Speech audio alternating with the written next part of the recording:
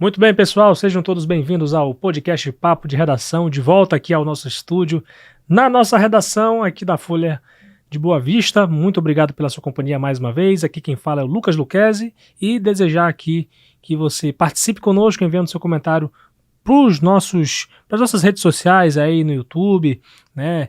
E ainda tem o nosso zap da redação, o 999715300, onde você pode enviar sua crítica, também a sua sugestão de matéria e de entrevista para cá para a gente. Hoje nós temos aqui notícias sobre o reajuste da tarifa de ônibus e de lotação, notícias policiais, incluindo novidades a respeito do caso do ex-vereador que foi preso, suspeito de estuprar duas adolescentes. Já já a gente fala sobre isso e muito mais. Fique aí ligado para a gente poder mandar para você essas informações, um resumo do que aconteceu hoje. Então vamos lá, vamos começar agora sobre o reajuste das tarifas de ônibus e lotação.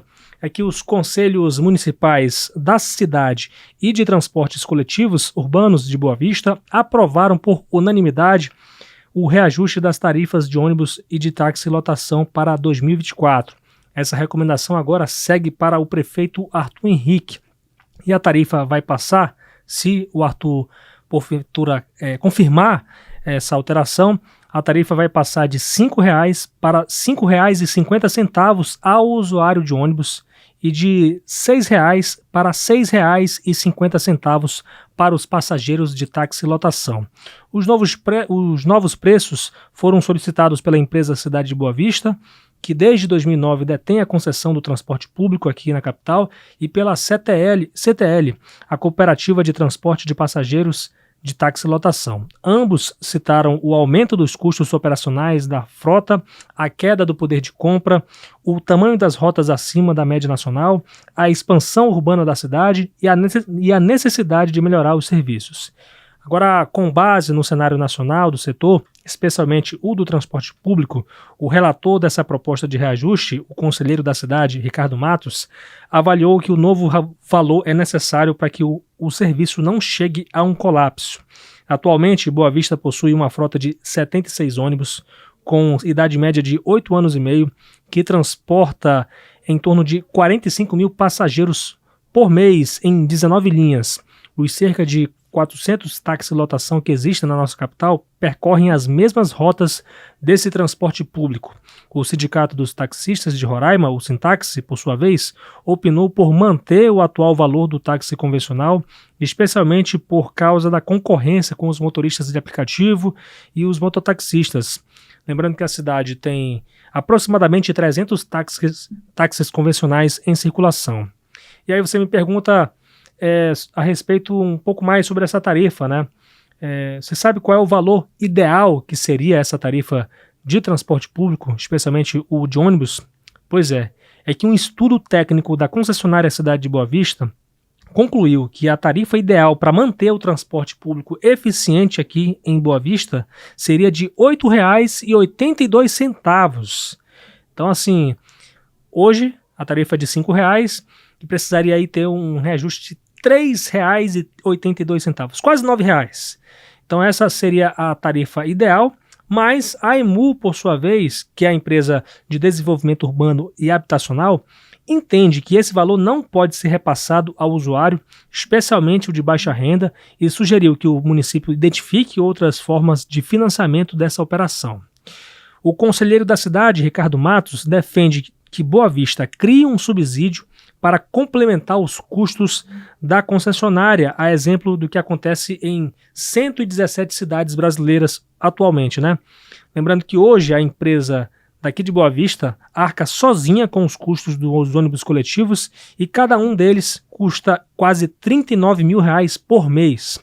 A empresa Cidade de Boa Vista chegou a sugerir, com base em um estudo técnico, que pela atual tarifa cobrada, a prefeitura precisaria desembolsar mensalmente R$ 1.400.000 para complementar os custos do transporte. Então esse seria o subsídio que a empresa precisaria para poder continuar oferecendo o serviço à população. O valor é resultante das despesas mensais de R$ 3.400.000 e das receitas de R$ 2 milhões que são arrecadadas com os bilhetes. Então, eu até aproveito para você enviar sua mensagem, seu comentário, para falar um pouco sobre isso. O que você acha a respeito do reajuste, que, claro, né, em qualquer circunstância sempre pesa no bolso do consumidor. E eu quero aqui chamar o Vinícius Gonçalves, que está fazendo a sua participação excepcional aqui. Eu digo excepcional, não é nem especial, não. É mais do que isso. Seja bem-vindo, Vinícius Gonçalves.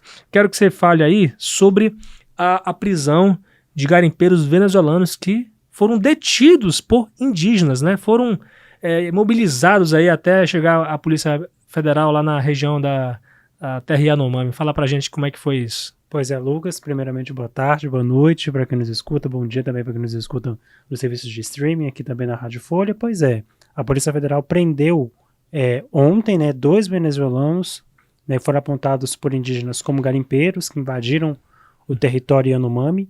Eles foram detidos justamente por indígenas, né? A Polícia Federal recebeu o chamado da FUNAI, os indígenas comunicaram à FUNAI, né, que os venezuelanos invadiram o território, e a FUNAI acionou a PF, que fez a prisão dos 2 suspeitos. Mas a PF não disse como que eles entraram no território, de que forma eles chegaram até lá, como que os indígenas conseguiram detê-los, né? Eles já estavam, de acordo com o material que a PF nos passou, eles foram detidos, foram inclusive amarrados, né? Tiveram as mãos amarradas ali pelos indígenas, né? Mas apesar disso, ainda faltam algumas informações nesse sentido. Mas o que temos aqui, né, que os indígenas conseguiram deter esses 2 venezuelanos, né, apontados por eles como garimpeiros, né, e aí agora a PF prendeu, né, a PF recambiou eles para o sistema prisional, onde eles provavelmente vão responder aí por crimes, né, por terem invadido o território Yanomami. A gente sabe que os territórios indígenas são protegidos, né, tem entrada proibida aí por pessoas aí que não sejam indígenas, né, a não ser que haja uma autorização federal, né, então e em um momento em que a terra indígena Yanomami volta a registrar aí, né, entrada de garimpeiros, né, muito mesmo após as ações de desintrusão, né, no início do ano, né, após aí o estouro dessa crise Yanomami, crise sanitária na terra Yanomami, a gente começa a ver aí algumas ocorrências, enfim, alguns indígenas que estão relatando aí, inclusive, a volta de garimpeiros, né, e não só brasileiros, como garimpeiros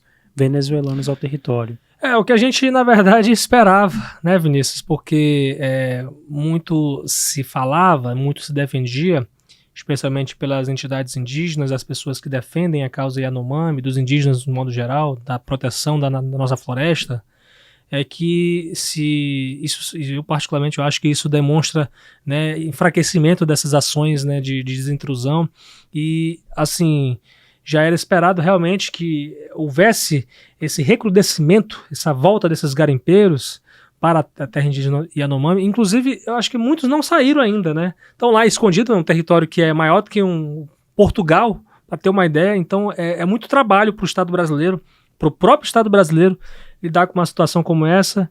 E vamos ver, né, como é que vai ser aqui as próximas ações, né? O que falta fazer, né? Será que vai precisar ter mais desnutrição, mais doenças chegando aos indígenas, que são os nossos protetores da floresta também?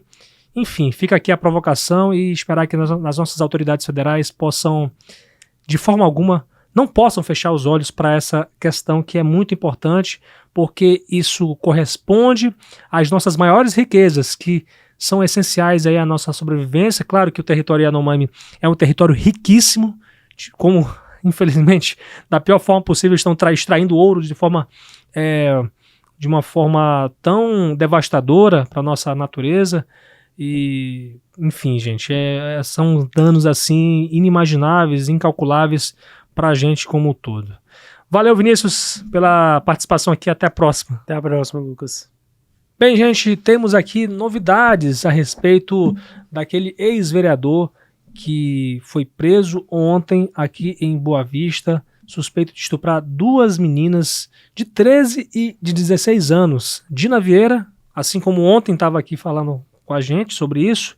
Seja bem-vinda, Dina, à Rádio Folha, ao nosso podcast. Fala pra gente sobre o que a gente tem de novidade sobre isso.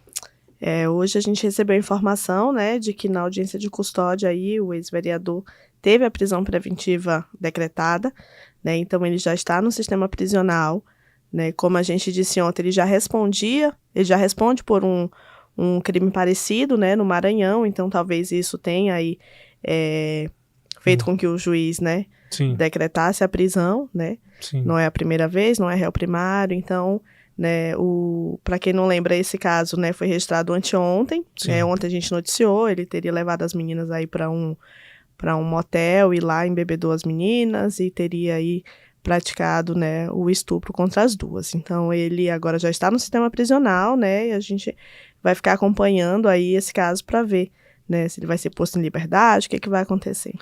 É muito complicado sempre o estupro, né? Até a gente vive um dilema eterno aqui, né, Dina? Porque você coloca o estuprador, você acaba expondo as vítimas, né? Então é um dilema eterno que a gente tem no jornalismo, né? Você quer falar alguma coisa sobre isso? Nesse caso, não é parente, né, da vítima, mas em muitos casos, na maioria dos casos que a gente noticia, sempre é um parente. Uhum. Então, fica complicado você divulgar quem é, porque automaticamente você fala o pai da criança. Então, Sim. Quem conhece o pai da criança sabe quem é o filho, entendeu? Então, a gente acaba expondo aquela criança que pode vir a sofrer bullying na escola, né? Exato. Então, a gente vai estar... essa criança vai ser vítima novamente. Então, por isso a gente tem aí esse cuidado, né? Os ouvintes, espero que entendam isso, né? Esse cuidado que a gente tem nesses casos de violência. Inclusive, apesar de tudo, claro, gente, eu não estou defendendo o estuprador, não estou defendendo ninguém aqui, mas quando você coloca a cara de um cidadão como esse, imagine assim, pô, você não está dando a oportunidade de ele se defender, assim, como é o processo legal, né? Dele se defender, ou mesmo se for comprovado tudo isso, ele de repente cumprir a sua pena, né? Cumprir legalmente, como as nossas leis brasileiras determinam.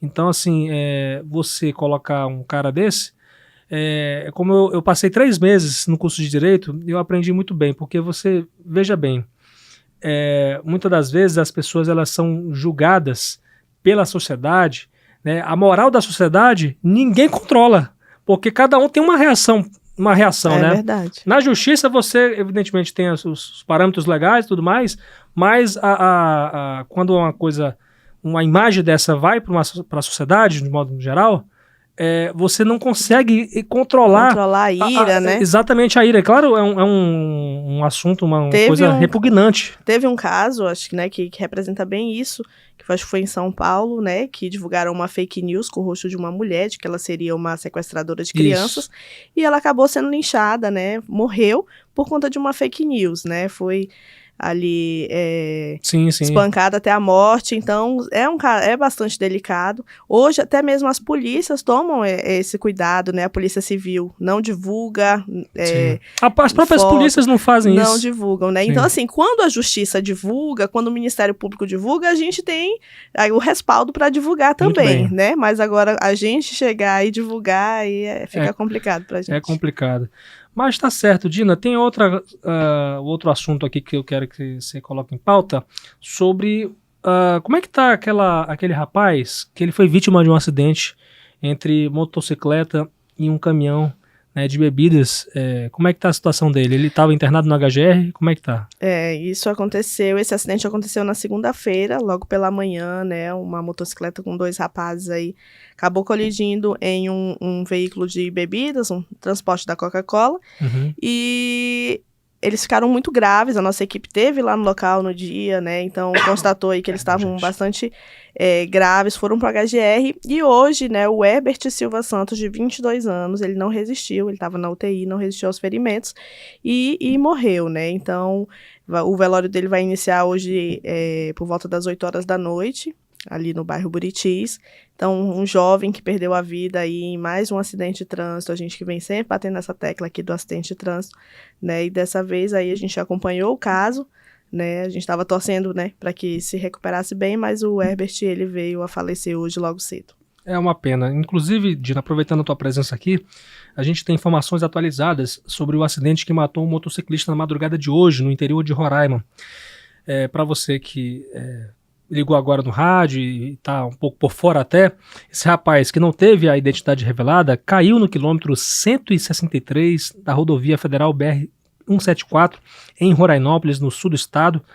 E a gente soube aqui que a causa desse acidente foi porque ele tentou desviar, evitar o atropelamento de um animal de grande porte, que não foi identificado, né? Não se sabe se foi um cavalo, se foi um boi, enfim, que estava atravessando a pista. Tentou desviar desse animal e teria perdido o controle da direção e caído no chão. E infelizmente veio a óbito, né? Essa situação, infelizmente, acabou da pior forma. O corpo dele foi removido pelo Instituto de Medicina Legal, o IML. A perícia da Polícia Civil também esteve na localidade para poder investigar o acidente. Segundo a Polícia Rodoviária Federal, esse acidente ocorreu por volta das 3h30 da manhã. Então, a gente não tem nem a idade do rapaz aqui, porque a idade dele, nem identidade, enfim, nada foi revelado sobre isso. Mas mostra um pouco, né, que tem situações que fogem um pouco do nosso controle, né, Dina? Sim, ali na BR-174, naquele trecho ali mesmo, de Rorainópolis até Caracaraí, é bastante animal mesmo na pista, né? Os motoristas sempre têm que estar bastante atentos. Outro dia eu fui para lá e voltei à noite, então a gente fica meio, Sim. né... A gente não fica tranquilo não no volante, achando que qualquer um bicho pode aparecer na frente, então acontece desses casos, né, e é muito triste. Eu mesmo não dirijo à noite, Deus me livre. Na última vez que eu viajei, eu sempre busco viajar de manhã, à luz do dia, à noite mesmo, só mesmo indo de ônibus, né, os caras são muito experientes e tudo mais. Inclusive, eu lembrei agora de um caso que eu conheço, né, não vou revelar os nomes aqui porque é uma questão de ética, né, mas... eu lembro de um caso de um colega meu que ele acabou atropelando um cavalo e a cabeça do cavalo ela quebrou, né, evidentemente o para-brisa, né, e quase matou, ele quase morreu, cara, por conta disso, porque ele acabou ingerindo muitos vidros, né, assim, os estilhaços e tal, ficou um tempo todo em observação.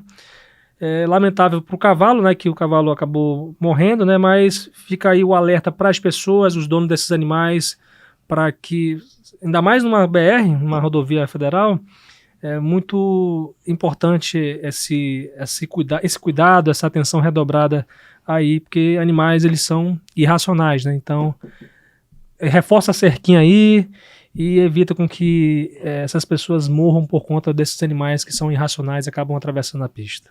É verdade. E na capital a gente tem os cachorros também que ocasionam muitas quedas de moto, né? Eu mesmo já fui vítima de queda de moto batendo em cachorro. Meu pai amado. Já, então, assim, acidente de trânsito, né, acontece quando a gente menos espera, por vários motivos. Tem coisas que fogem do controle, infelizmente, algumas pessoas, como esse rapaz, acabou perdendo a vida.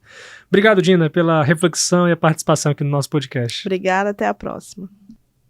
A gente segue aqui no Papo de Redação. Durante a solenidade que oficializou a transferência do Hospital das Clínicas para a Universidade Federal de Roraima, transformá-lo em hospital universitário, o governador Antônio Denário anunciou o pagamento do abono salarial de R$ 5.000 para todos os servidores da educação estadual. O pagamento ainda depende de autorização da Assembleia Legislativa de Roraima, que votará essa proposta em sessão extraordinária, uma vez que os deputados estaduais estão em recesso. Após a aprovação, o pagamento será efetuado em uma folha suplementar, melhor dizendo. Quase 9.700 servidores da educação estadual serão beneficiados. Segundo o governador Denário, o pagamento vai ocorrer ainda neste mês, e a medida, segundo o governo, vai custar cerca de R$ 48 milhões. Então, com essas notícias, a gente encerra o Papo de Redação de hoje na Rádio Folha FM 100.3, no portal folhabv.com.br e no canal da Folha BV no YouTube. Siga as nossas redes sociais no Instagram, no Facebook e no X, o antigo Twitter, como @FolhaBV. Tem também o nosso YouTube, @TV Folha BV, e a minha rede social, @LucasLuquezzi. Estou lá no Instagram, para você interagir comigo, enviar a sua crítica, por que não? Crítica para a gente poder melhorar aqui o nosso jornalismo, né? Melhorar também nós mesmos como cidadãos e agradecer aí o apoio de sempre Você pode, inclusive, nesses canais, enviar sua sugestão de matéria e também sugestão de entrevista para a gente poder trazer aqui no nosso podcast Papo de Redação, de segunda a sexta-feira, a partir das 6 da tarde, aqui na Rádio Folha, no Grupo Folha de Comunicação. Muito obrigado, minha gente. Tem os trabalhos técnicos de hoje, Fabiano Lopes, Aduan Figueiredo e também o Adolfo Salatiel. Siga as nossas redes sociais e tamo junto. Até amanhã, se Deus quiser.